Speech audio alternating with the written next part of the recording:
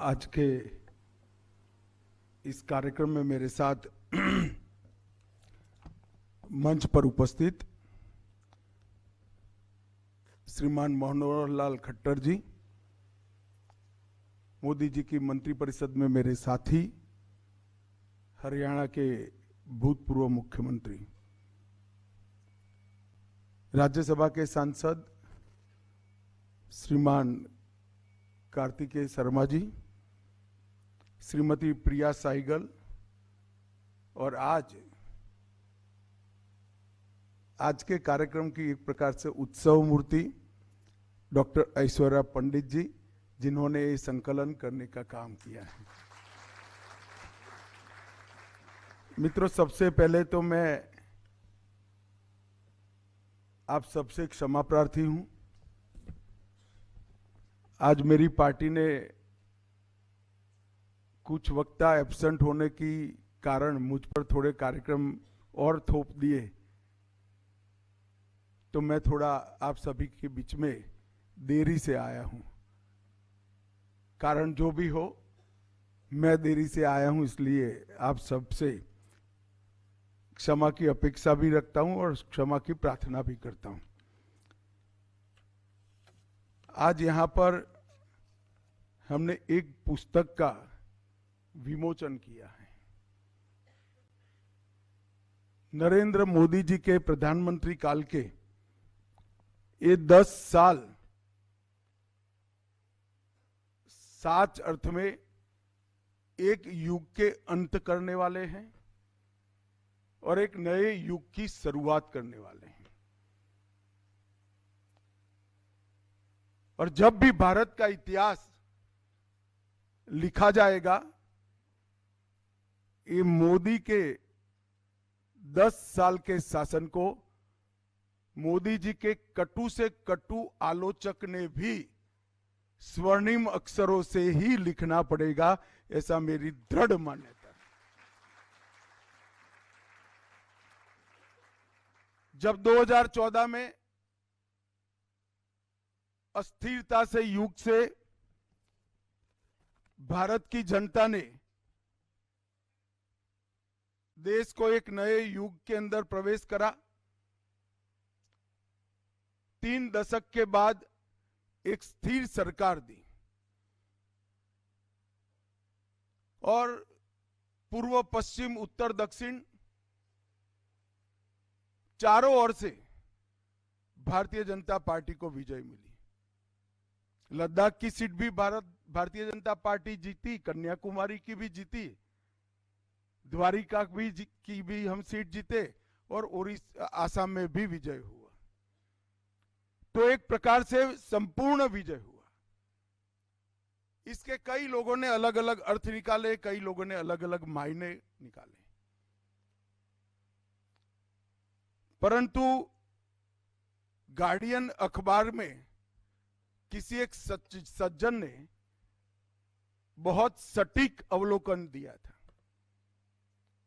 मैं आज आप सबके सामने रखना चाहता हूं। इन्होंने कहा था कि आजादी तो भारत को 15 अगस्त 1947 को मिल गई थी, परंतु अंग्रेजियत से भारत को आजादी 2014 में मिली है, वो मोदी जी के आदमी। और उन्होंने कहा कि आज से भारत की स्वतंत्रता का युग शुरू हो रहा है। हमारा देश 15 अगस्त 1947 से शुरू नहीं हुआ है। 15 अगस्त 1947 को हम एक लंबे गुलामी के कालखंड को समाप्त कर आजाद हुए। हम दुनिया की सबसे पुरानी सभ्यताओं में हैं। हमारी सभ्यता ने चाहे विचार को अपनाना हो, चाहे विदेशी नागरिकों को अपनाना हो, चाहे भाषाओं को स्वीकारना हो, हमारी सभ्यता हमेशा खुलापन रहा है।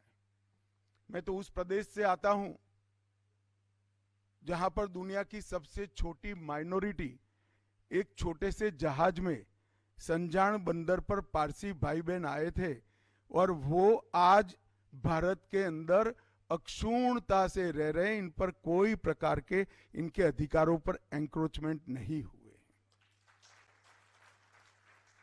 और पारसियों ने भी उस वक्त वादा किया था कि हम दूध में शक्कर की तरह मिल जाएंगे, कोई विवाद बखेड़े करे बगैर अपना अस्तित्व बनाए हुए भारत के हर क्षेत्र में सबसे बड़ा कंट्रीब्यूशन करने का काम पारसियों ने किया है। अगर भारत को समझना है, भारत की सभ्यताओं को समझना है, तो इससे बड़ा कोई उदाहरण नहीं हो सकता।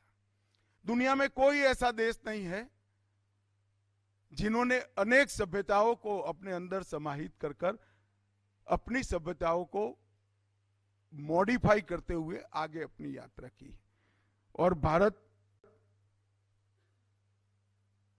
एकमात्र देश ऐसा है जिसमें अनेक भाषाएं, अनेक संस्कृतियां, अनेक बोलियां और अनेक धर्म एक साथ अपना सह अस्तित्व और सम्मान बचाते हुए देश के विकास की यात्रा में आगे बढ़े हैं।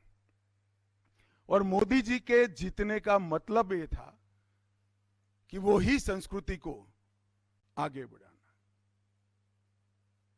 और मोदी जी के जीतने के बाद जो 10 साल गए हैं, उसने गार्डियन अखबार के वो लेखक को सच्चा साबित कर दिया है। 10 साल के बाद अनेक प्रकार के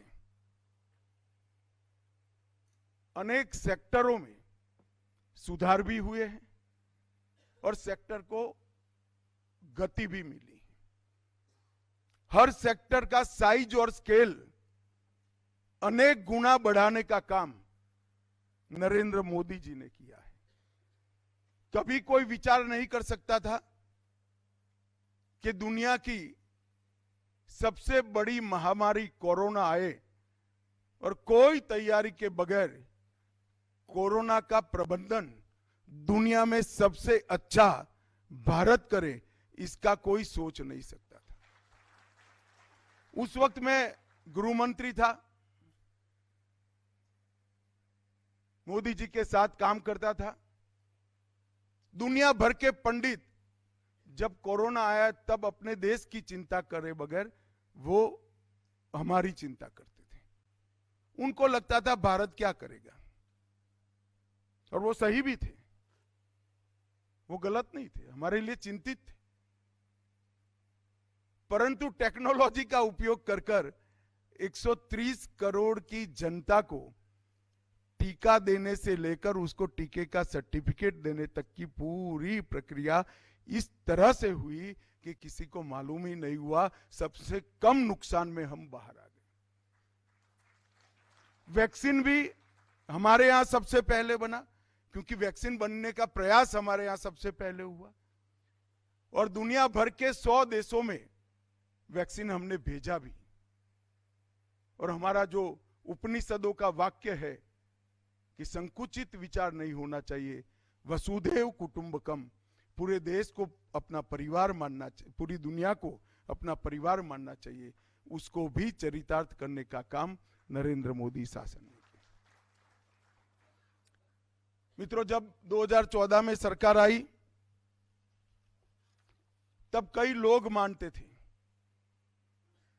कि एक एक्सपेरिमेंट है नरेंद्र मोदी, मगर मैं आज कह सकता हूं भारत के अब तक के आजादी के बाद के इतिहास में और नजदीक के इतिहास में करीब करीब 150 साल के इतिहास को 3 हिस्सों में भविष्य में बांटा जाएगा। आजादी के पहले का भारत और आजादी के बाद का भारत, एक हिस्सा। दूसरा इमरजेंसी के आपातकाल के बाद का भारत और आपातकाल के पहले का भारत।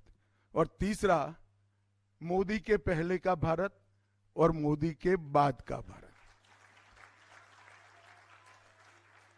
कोई भी इतिहासकार कितना भी क्रूर होगा, कितना भी बायस होगा, मगर ये 3 डिवीजनों को वो पार नहीं कर पाएगा, इतना मुझे विश्वास है, क्योंकि अंततोगत्वा उसको भी स्वीकृति की चाह होती है।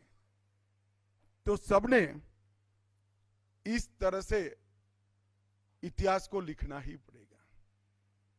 जब कोई व्यक्ति अपनी कर्मठता से, अपने विजन से, अपने साफ हृदय से, परिश्रम की पराकाष्ठा कर कर अपने देश का नेतृत्व करता है, तो इतिहास इसको नजरअंदाज नहीं कर सकता है।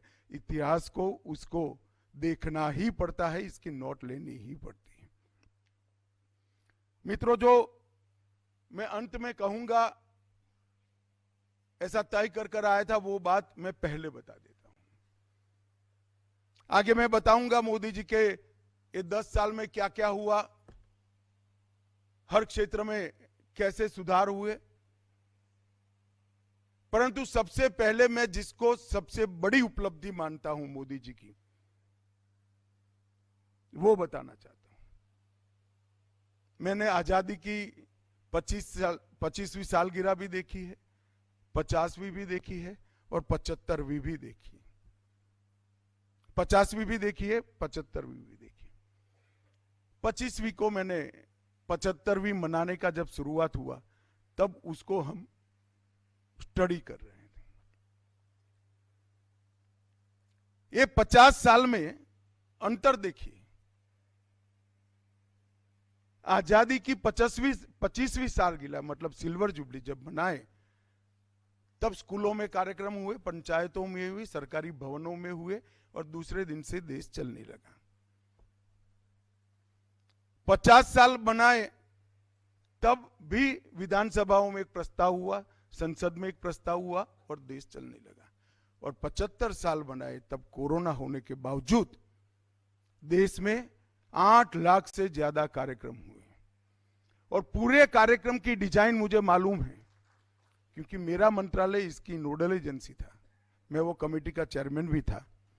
मोदी जी ने हर पल इसकी चिंता करी कि हमारी युवा पीढ़ी को आजादी के आंदोलन का लंबा इतिहास 1857 से 1947 तक का 90 साल का संघर्ष नई पीढ़ी के ध्यान में आना चाहिए। आजादी के गुमनाम नायकों को देश के इतिहास में स्पेस मिलना चाहिए। 75 साल में किसी भी कालखंड में देश ने जो उपलब्धि प्राप्त की है, उसको देश ने गौरव के साथ याद करना चाहिए। और तीसरा महत्वपूर्ण बात है, 75 से 100 की यात्रा मतलब 2047 15 अगस्त तक भारत को कैसा बनाएंगे, इसका संकल्प लेना चाहिए। और उन्होंने देश की जनता के सामने रखा कि 2047 में भारत पूर्ण रूप से विकसित राष्ट्र बनेगा। दुनिया में हर क्षेत्र के अंदर, हर सेक्टर के अंदर भारत सर्वप्रथम होगा। और तीसरा, हम विकास के साथ साथ विरासत को भी सेंटर पॉइंट में लेकर आएंगे। और मित्रों, एक प्रधानमंत्री ने लिया हुआ संकल्प आज मैं देख रहा हूं 130 करोड़ भारतीयों का संकल्प बना है और देश 2047 की यात्रा की ओर चल पड़ा है। और मुझे पूरा भरोसा है, मैं तो नहीं हूंगा उस वक्त, परंतु अमृतकाल जब समाप्त होगा, 2047 आएगी, भारत के युवाओं की अमाप शक्ति दुनिया में देश को नंबर 1 पर पहुंचा देगी। 130 करोड़ की जनता में एक सामूहिक हीन भाव था,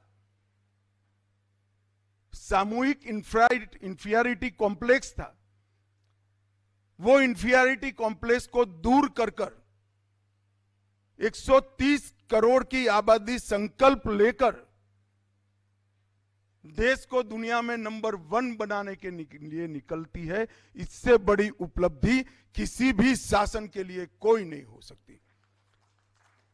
और मित्रों, विकास को उन्होंने जन आंदोलन बनाया।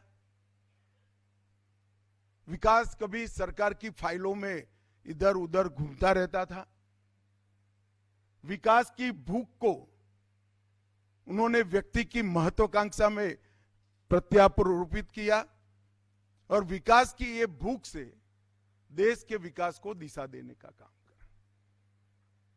अगर 130 करोड़ लोग एक कदम चलते हैं तो देखने में तो ऐसा लगता है कि एक कदम चले हैं, मगर 130 करोड़ लोग एक दिशा में एक साथ एक कदम चलते हैं तो देश 130 करोड़ कदम आगे बढ़ता है। इसको नरेंद्र मोदी ने पहचाना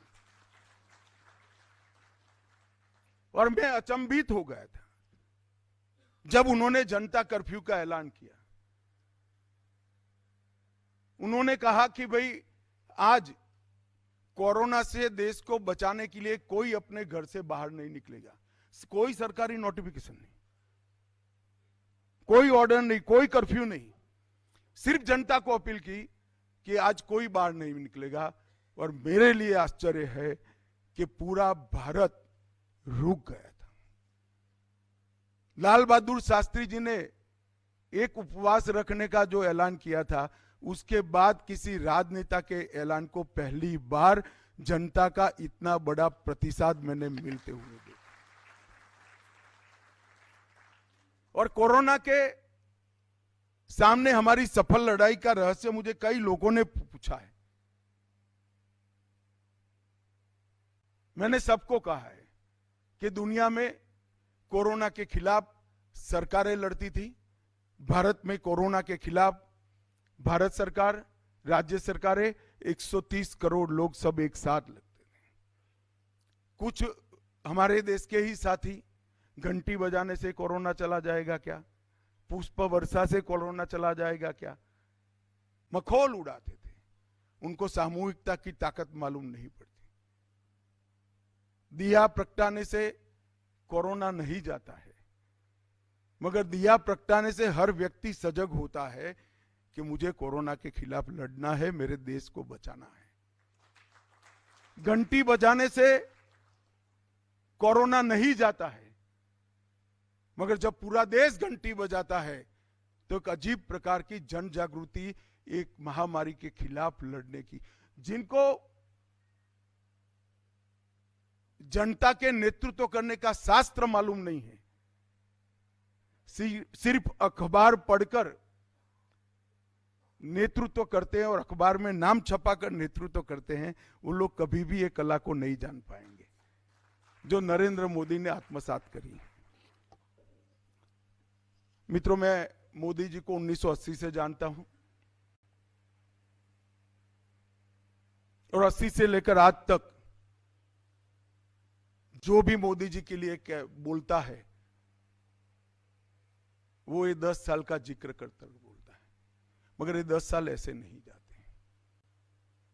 कोई बहुत लिबरल होगा तो 10 साल के पहले मोदी जी के मुख्यमंत्री के काल को देखकर 2002 से देखेगा, मगर 2001 से 2025 इसको देखने के पहले इसके पहले के 40 साल देखने हैं। मैंने मोदी जी को राष्ट्रीय स्वयंसेवक संघ के प्रचारक के नाते कभी स्कूटर पर, कभी मोटरसाइकिल पर, कभी एसटी में बैठकर, गरीब से गरीब घर के अंदर बैठकर खाना खाते हुए देखा है, इसकी तकलीफों को पूछते हुए देखा है। उसके बाद में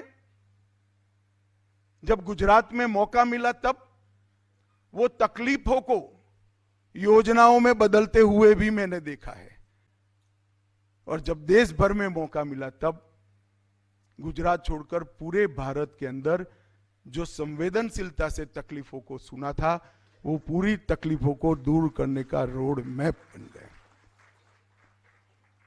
अथाह परिश्रम, सेल्फलेस व्यक्ति है। इनके लिए एक शब्द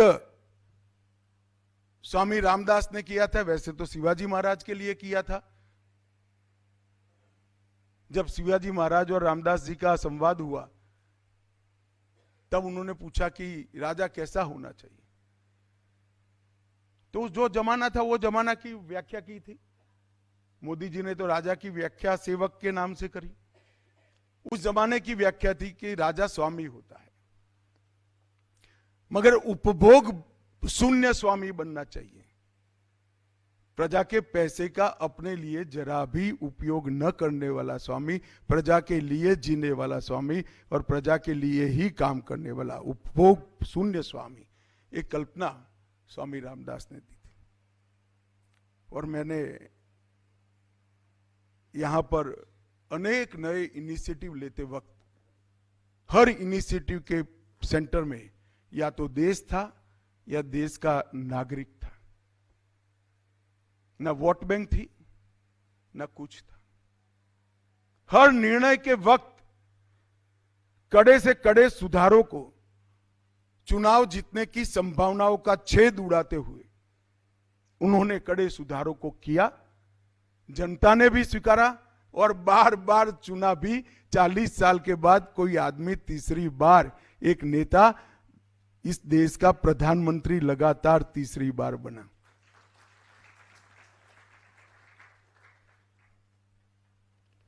तो एक प्रकार से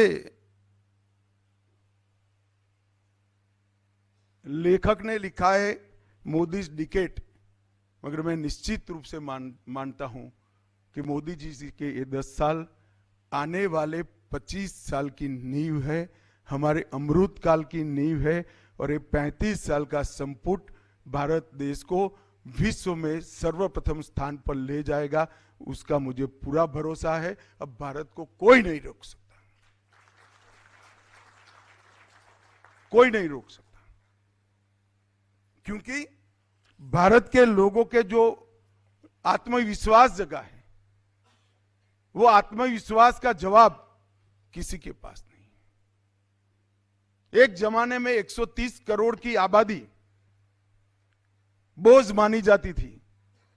नरेंद्र मोदी जी ने 130 करोड़ की आबादी को एक प्रकार से उन्होंने उसको स्ट्रेंथ में कन्वर्ट किया और 130 करोड़ का मार्केट दुनिया को उपलब्ध करा दिया।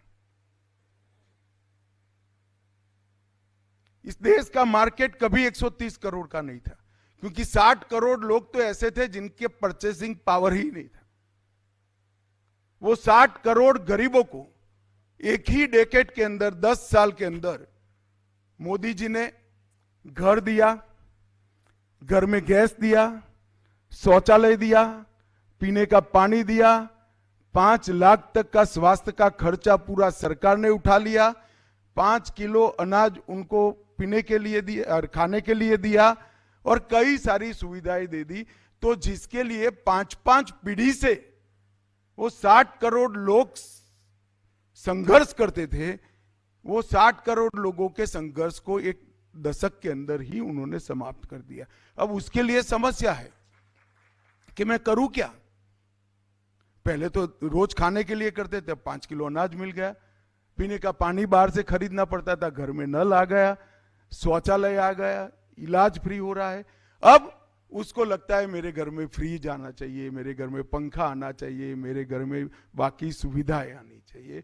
और देखते देखते देखते 60 करोड़ का हिस्सा एक बड़े मार्केट में तब्दील करने का काम नरेंद्र मोदी जी ने किया है और उनकी सारी बेसिक सुविधाएं एक 10 वर्ष के अंदर समाप्त कर दी।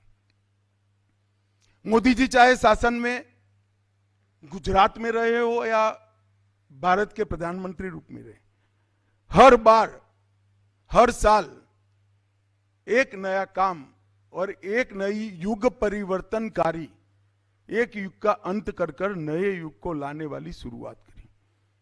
इन्वेस्टमेंट समिट में 2003 में उन्होंने वाइब्रेंट गुजरात की शुरुआत की। 2004 में गांव में 24 कलाक बिजली देने की शुरुआत की। 2005 में मुख्यमंत्री चिरंजीवी स्वास्थ्य बीमा योजना की शुरुआत की। 2007 में वन बंधु कल्याण योजना की शुरुआत की। 2009 में गुणोत्सव शुरू किया। 2010 में खेल महाकुंभ शुरू किया और 2012 में मुख्यमंत्री अमृतम शुरू किया। और हर चीज के नीचे आप जाएंगे तो पूरे समाज के विकास का खाका की। एक गांव में 24 घंटा बिजली पहुंचने से शहरों की तरफ की दौड़ भी खत्म हो गई, उनका स्वास्थ्य भी सुधरा, उनकी शिक्षा भी सुधरी और उनके लिए रोजगारी के अनेक काम गांव में ही हो गए। कई बार मुझे विचार आता है कि 75 साल तक क्यों नहीं हुआ? क्या कोई करना नहीं चाहता होगा? ना, ऐसा नहीं है। 75 साल तक जो मुख्यमंत्री या प्रधानमंत्री बने, उनका बैकग्राउंड कॉमन मैन का नहीं था, उनका देश की समस्याओं को समझने का इतना बड़ा यात्रा नहीं था। इसके कारण ये परिवर्तन हुआ और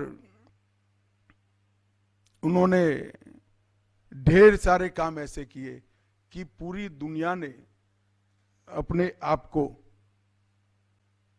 पूरी दुनिया के देशों ने इनकी सिद्धियों को एक्नॉलेज किया। आज देश में कोई भी राष्ट्राध्यक्ष ऐसा नहीं है जिसको 16 देश के, जैसे हमारे यहाँ भारत रत्न है, ऐसे सर्वोच्च नागरिक पुरस्कार प्रदान हुए हैं। नरेंद्र मोदी एकमात्र। 16 देश जब स्वीकार करते हैं कि बड़ा नेता है जिन्होंने हमारे देश के जीवन में भी बदलाव किया है, तब जाकर इस स्वीकृति जो होती है इसकी व्याख्या हो जाती। जन भागीदारी से, जन भागीदारी को जन आंदोलन बनाने का काम किया। देश का प्रधानमंत्री, मैं अभी सफाई कॉलोनी में जाकर आया हूं। मैं महात्मा गांधी के बाद सफाई करने वाला पहला नेता, देश में सफाई का नाम बोलने वाला पहला नेता नरेंद्र मोदी है। और मैं अखबार का नाम देना नहीं चाहता, काफी लोगों के मुंह या इधर उधर हो जाएंगे, मगर 15 अगस्त पे जब उन्होंने कहा कि मैं हर घर में शौचालय बनाऊंगा, तो अखबार ने कहा था, 2 अखबारों ने लिखा था, यही बाकी रह गया था कि लाल किले से कोई प्रधानमंत्री शौचालय बनाने की बात करेगा। जो लुटियन में रहते हैं, इसको टॉयलेट का अर्थ मालूम नहीं है। पूर्वांचल में जाकर एक 16 साल की बच्ची खुले में शौच क्रिया करने जाती है, तब उसकी शर्म का एहसास हम लोगों को नहीं है। ये नरेंद्र मोदी को था। आज 13 करोड़ घरों के अंदर शौचालय देने का काम नरेंद्र मोदी जी। जब 12 करोड़ घरों में गैस का सिलेंडर देते हैं, तब हंसते हैं कि सिलेंडर इस जमाने में, जिनके घर में धुएं से, चूल्हे से खाना पकता है और खाना पकाने वाली माता का फेफड़ा फाइब्रोसिस से ग्रस्त हो जाता है, उसको मालूम पड़ेगा कि चूल्हे ने जीवन में कितना बड़ा परिवर्तन किया है। इस देश में 20,000 गांव ऐसे थे, 75 साल के बाद बिजली का खंभा भी नहीं पहुंचा था। आज देश का हर घर बिजली से युक्त हुआ है। यहां जो मीमांसा करते हैं, उनको ये सारी चीजों का मूल्य शायद ही समझ में आएगा। और ऐसी तो कई सारी योजनाएं हैं जिन्होंने लोगों का जीवन परिवर्तित कर दिया, सबको विकास की यात्रा में जोड़ा। जिसका घर 8 घंटे धुएं से भरा रहता हो, वो देश का नहीं सोच सकता। जिसके पास अपने स्वास्थ्य की ही व्यवस्था ना हो, वो देश के स्वास्थ्य की चिंता नहीं कर सकता। जिस बच्ची के पास टॉयलेट ही ना हो, वो बच्ची कलेक्टर या डीडीओ बनने का स्वप्न नहीं देख सकती है। इतनी बड़ी आबादी को हमने उनके भाग्य पर छोड़ा था। और 2014 में मोदी जी के आने के बाद ढेर सारे परिवर्तन हुए और वो परिवर्तनों ने देश को आगे बढ़ाया। एक 10 साल के अंदर 25 करोड़ लोग गरीबी रेखा के बाहर आए। 80 करोड़ लोगों को मुफ्त राशन मिल रहा है। 12 करोड़ से ज्यादा टॉयलेट्स बने, शौचालय बने। 4 करोड़ से ज्यादा लोगों को अपना घर मिला। 15 करोड़ से लोगों के घर में पहली बार नल से जल पहुंचा, फ्लोराइड विहीन पीने का पानी मिला। 54 करोड़ लोगों को, परिवारों को बैंक का अकाउंट मिला। और कोरोना जैसी आफत से भी हम मुक्त हो गए। इसके साथ साथ एक दूसरा पक्ष भी है। आज विश्व के 46% real time digital transaction Bharat में होते हैं। विश्व के 46 टाइम।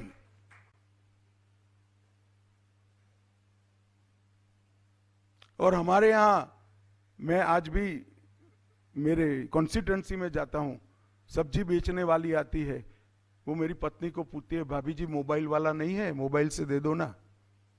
तब आश्चर्य लगता है, अच्छा भी लगता है। 7 दशकों से कश्मीर की प्रश्न को उलझाकर रखा था। धारा 370 के लिए संघर्ष करते थे। एक ही 10 साल में 370 समाप्त कर 2 करोड़ 80 लाख लोग कश्मीर में टूरिज्म में जाते हैं। 33 साल के बाद कश्मीर में नाइट शो थिएटर चालू होता है। और 33 साल के बाद कश्मीर में ताजिया भी निकलता है। चंद्रयान और स्पार्डेक्स ऐसे मिशन हम कल्पना नहीं कर सकते थे। ये यही 10 साल में हुआ। और जब चंद्रमा के साउथ पोल का नाम शिव शक्ति पॉइंट रखा जाता है, तो शिव शक्ति पर देश दुनिया भर से 1 करोड़ से ज्यादा सर्च होते हैं। तब मालूम पड़ता है कि भारत की ताकत कितनी बड़ी है। ये शिव शक्ति क्या है, दुनिया में लोग ढूंढने लगे जब हमने इसका नाम शिव शक्ति पॉइंट। अटल जी देश की अर्थव्यवस्था को 11वें नंबर पर रखकर गए थे। फिर एक अर्थशास्त्री प्रधानमंत्री जी आए, इन्होंने एक बड़ा अच्छा काम किया। 11वें नंबर से 12वें नंबर पर नहीं ले गए, 11वें नंबर पर संभाल कर रखा। 10 साल उनको भी मिले, 11 से 10 नंबर भी नहीं हुआ। और मोदी जी का बड़ा मजाक बनाया जाता था, देश की इकोनॉमी का क्या होगा। मोदी जी ने 10 साल में 11वें नंबर से 5वें नंबर पर ला दिया। और इतने बड़े सांभ्रांत वर्ग अभी ताली बजाकर आनंद व्यक्त करता है। आपकी अपेक्षा है, भूख बहुत कम है, लिख कर रखिएगा 2027 में हम दुनिया की 3रे नंबर की अर्थव्यवस्था बनेंगे। यह परिवर्तन भी हमने करा है। 10 साल में से 8 साल दुनिया की सबसे तेजी से बढ़ने वाली अर्थव्यवस्था हम बने। रिकॉर्ड एफडीआई यही 10 साल में आया। और G20 में जब दुनिया भर के राष्ट्राध्यक्ष, आज उनका पुण्यतिथि भी है, महात्मा गांधी की समाधि पर नतमस्तक होकर फूल चढ़ाते हैं, पूरे देश को मन में बड़ा गौरव होता है कि पूरी दुनिया महात्मा गांधी का सम्मान कर रही है। मित्रों, ये भी ये 10 साल के अंदर ही हुआ। ये 10 साल के पहले इस देश को पॉलिसी पैरालिसिस के नाम से जाना जाता था, अब पॉलिटिक्स ऑफ परफॉर्मेंस के नाम से जाना जाता है। ये 10 साल के अंदर जातिवाद, परिवारवाद और तुष्टीकरण, ये 3 नासूर हमारे लोकतंत्र को समाप्त कर दिए थे। जातिवाद, परिवारवाद और तुष्टीकरण। मोदी जी ने 10 साल में पॉलिटिक्स ऑफ परफॉर्मेंस को एस्टैब्लिश करने की इतनी नीतियां बनाई कि आज पूरी दुनिया भारत के अंदर उत्पादन करने के लिए लालायित हो गई है। नीतियों में स्पष्टता है, नीतियां सातत्यपूर्ण है और नीतियां लंबे कालखंड की भी है। पॉलिसी पैरालिसिस हुआ ऐसा कहने वाले देश के अंदर आज ये परिवर्तन आया है और फ्रेजाइल 5 से टॉप 5 पर पहुंचाने का काम भी इस 10 साल के अंदर ही है। डबल डिजिट इन्फ्लेशन का देश माना जाता था, आज G20 में सबसे बड़ा जीडीपी वाला देश भारत है। ये परिवर्तन यही 10 साल में हुआ और सबसे बड़ी बात हुई कि भारत के गौरव का पुनर्जागरण किया। हमारे एक बहुत बड़े नेता थे, मैं जब 2010 में यहां पर आया तब मेरे कमरे में, गुजरात भवन में रहता था, मेरे कमरे पर आए थे। आज वो नहीं रहे, मेरे अच्छे मित्र भी थे, मेरे मार्गदर्शक भी थे। तब मेरी हिंदी बरोबर नहीं थी तो एक हिंदी अखबार के पहले पेज का गुजराती में अनुवाद हर रोज एक बार करता था, मेरी हिंदी ठीक करने के लिए। अचानक वो आए तो मैं तो वो काम कर रहा था। तो उन्होंने कहा कि अमित इतनी मेहनत कर रहे हो, अंग्रेजी क्यों नहीं सीखते हो? मैं को क्यों सीखूं मैं अंग्रेजी? मैं हिंदी सीखूंगा, अंग्रेजी में पढ़ लेता हूं, जानता हूं, सुन लेता हूं। जिसको मुझे सुनना है वो हिंदी सीखेगा। और आज देश की भाषाओं को प्रस्तावित करने का काम इस देश के नेता नरेंद्र मोदी जी ने किया। विश्व के बड़े से बड़े मंच पर जाकर जब मोदी जी हिंदी में भाषण देते हैं, 130 करोड़ भारतीयों की छाती गज गज फूल जाती। भारत कभी कोई भाषा का विरोध नहीं करता, मगर भाषा बुद्धिमत्ता का परिचायक नहीं है। भाषा ये अभिव्यक्ति है। भाषा और आईक्यू का कोई लेन देन नहीं है। आपके विचार की अभिव्यक्ति भाषा है और भाषा के कारण इंफीरियरिटी कॉम्प्लेक्स में आया। ऐसे पंगु समाज कभी दुनिया में बड़े नहीं हो सकते हैं और इस विश्वास को नरेंद्र मोदी जी ने जमीन पर उतारा। 550 साल से राम मंदिर का नाम लेते हुए सब डरते थे, हम तो सालों से लेते थे, मगर पूर्ण संवैधानिक तरीके से राम मंदिर समस्या का समाधान भी ढूंढा, राम मंदिर भी बनाया और देश में एक भी दंगा भी नहीं हुआ। ये भी नरेंद्र मोदी के शासन में। काशी तमिल संगमम, इसके माध्यम से कुछ नेता आज कह रहे हैं कि दक्षिण को अन्याय हो रहा है, दक्षिण को अलग कर दो। कुछ पार्टियों के नेता कहते हैं दक्षिण को अलग देश बना दो। भाई काफी काट दिया, आपका समय था तब 1/3 हिंदुस्तान काट दिया आपने, अब कब तक काटोगे? देश को एक करने का काम नरेंद्र मोदी जी ने किया और दुनिया भर में गुलामी के कालखंड में चोरी कर कर विदेश गई हुई हमारी सांस्कृतिक धरोहर 350 से ज्यादा मूर्तियों को भारत में वापस लाने का काम भी नरेंद्र मोदी। राष्ट्रीय मैनस्क्रिप्ट मिशन के द्वारा 5 करोड़ से ज्यादा पांडुलिपियों को उन्होंने जोड़ने का काम किया, संरक्षित करने का काम किया और पीएम विकास के माध्यम से हमारे ट्रेडिशनल मार्केट को भी बढ़ाने का काम किया। इसके साथ चंद्रयान 4, गगनयान, भारतीय अंतरिक्ष स्टेशन और स्पेस सुपर पावर बनने की दिशा में एक 25 साल का रोड मैप भी यही 10 साल में तैयार हुआ। डिजिटल इंडिया और जैम के माध्यम से सबसे ज्यादा डिजिटल ट्रांजैक्शन करने वाले हम देश बने और मोदी जी ने जो नारा दिया था, विरासत भी विकास भी, हमारी संस्कृति पर हम गौरव करेंगे, मन को खुला रखेंगे, दुनिया भर की अच्छी चीजों को स्वीकार करेंगे और देश को नंबर 1 बनाएंगे। हमारा पुरातन था, इससे हम शर्म नहीं करेंगे। गुलामी की मानसिकता से पूर्णतया मुक्ति लेने का काम नरेंद्र मोदी जी ने किया। इसी 10 साल में खादी के सेल में 400% की वृद्धि हुई है। टॉय के एक्सपोर्ट्स में 500% की वृद्धि हुई, आयात में 1000% की कटौती हुई है। और दीपावली के दिन 3.75 लाख करोड़ की मेड इन इंडिया प्रोडक्ट भी हमारे घर में खरीदने की शुरुआत हुई है। ये परिवर्तन भी ये 10 साल के अंदर आया है। हमारे 3 क्रिमिनल लॉ 1860 से बने थे, जिसका इस देश की मिट्टी से, इस देश की रिक्वायरमेंट से और इस देश के स्वभाव से कोई लेन देन नहीं था। ये तीनों को बदलकर नए क्रिमिनल लॉ लाने का काम भी इसी 10 साल के अंदर हुआ।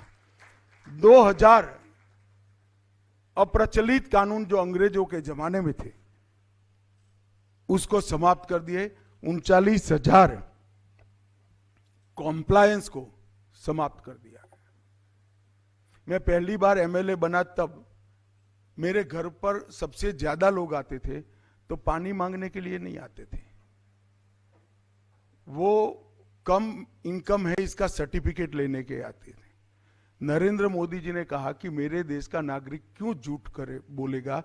उन्होंने सेल्फ सर्टिफिकेशन की व्यवस्था कर दी। बच्चे का पिता ही कहेगा कि मैं मेरी इनकम कम है तो कर दो सर्टिफाइड। ये नए युग की शुरुआत है। और मित्रों, पहली बार मातृशक्ति का 33% आरक्षण देश की विधानसभाओं में और लोकसभा में यही हुआ। जय जवान जय किसान के साथ ये दोनों के महत्व को जरा भी कम करे बगैर जय विज्ञान और जय अनुसंधान जोड़कर रिसर्च एंड डेवलपमेंट के क्षेत्र में भारत को टॉप पर ले जाने का काम किया। और कई सारी इमर्जिंग इकोनॉमी को गति देने वाली गतिविधियों को भारत उसका फाउंडर कंट्री बने, इसके लिए काम किया। चाहे ग्रीन एनर्जी हो, ग्रीन हाइड्रोजन हो, इलेक्ट्रिक व्हीकल हो, अंतरिक्ष हो, डिफेंस का उत्पादन हो, ये सारी चीजें, सेमीकंडक्टर हो, आने वाले 25 साल तक भारत को आर्थिक रूप से गतिविधि देने का काम किया। और कई सारे बदलाव हुए। आज भारत विश्व में 60%, 60% और हर 2 में से 1 वैक्सीन अगर कोई सप्लाई करता है तो हमारा भारत करता है। ये छोटी उपलब्धि नहीं है 10 साल में। मैन्युफैक्चरिंग में भारत का आज विश्व में दूसरा नंबर हुआ है। और ढेर सारे नए defence production, infrastructure, ease of doing business और कई प्रकार के प्रशासनिक सुधार उसमें किए। इसका परिणाम है कि 9 चीजें ऐसी है जिसमें भारत विश्व में 1 नंबर है, 11 चीजें ऐसी है जिसमें भारत विश्व में दूसरे नंबर है, और 9 चीजें ऐसी है जिसमें भारत विश्व में तीसरे नंबर पर आया है। पहला, दूसरा, तीसरा मिलकर 2014 में 5 चीजें भी नहीं थी। ये जो मैंने कहा ना, साइज और स्केल दोनों का परिवर्तन करने का काम नरेंद्र मोदी जी ने किया है। और सबसे बड़ी बात, 12 लाख करोड़ के घपले, घोटाले, भ्रष्टाचार वाली सरकार की लेगेसी से बाहर आकर एक भी आरोप बगैर 11 साल तक नरेंद्र मोदी ने सरकार चलाई है। विपक्ष भी एक भी आरोप नहीं लगा।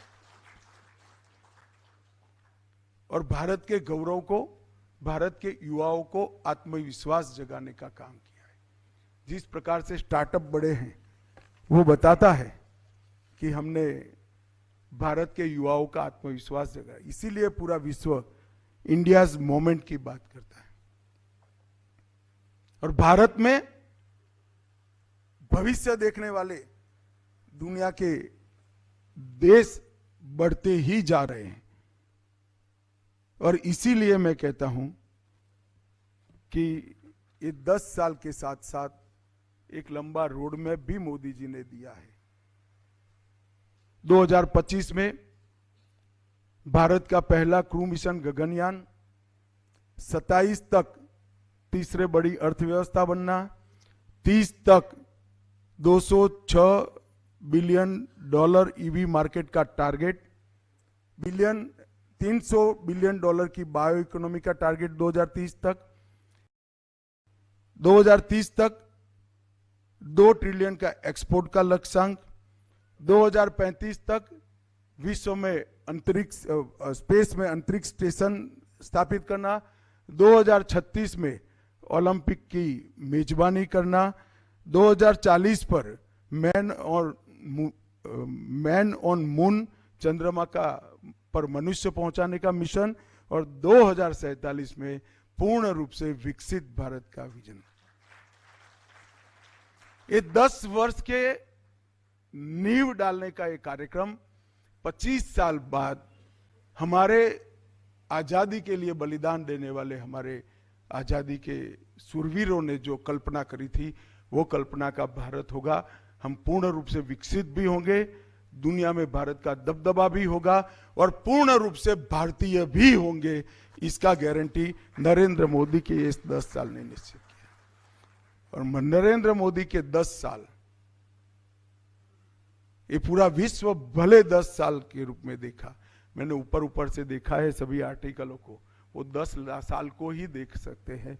जो वट वृक्ष का एक बीज होता है, उसको किसान ही जान सकता है कि वट वृक्ष का आयुष्य 500 साल का होता है, और उसका जीवन भी 500 साल का होता है, और सबसे बड़ा वृक्ष विश्व में कोई है तो वट वृक्ष है। ये 10 साल भारत के लिए वट वृक्ष के बीज के समान है। आने वाली सदियों तक यहीं से पैर रखकर महान भारत की रचना होने वाली है। और विवेकानंद और श्री अरविंद ने जो कल्पना देखी थी कि भारत माता पोताने अपने संपूर्ण तेज के साथ दुनिया के सामने गौरव के साथ खड़ी होगी, वो दिन जरूर आएगा। शायद हम हो न हो, मगर ये प्रक्रिया का हम हिस्सा है। इसका कम से कम मुझे तो बहुत गौरव है, और ये मोदी जी के 10 साल ने किया है। आप सभी का धन्यवाद, वंदे मातरम।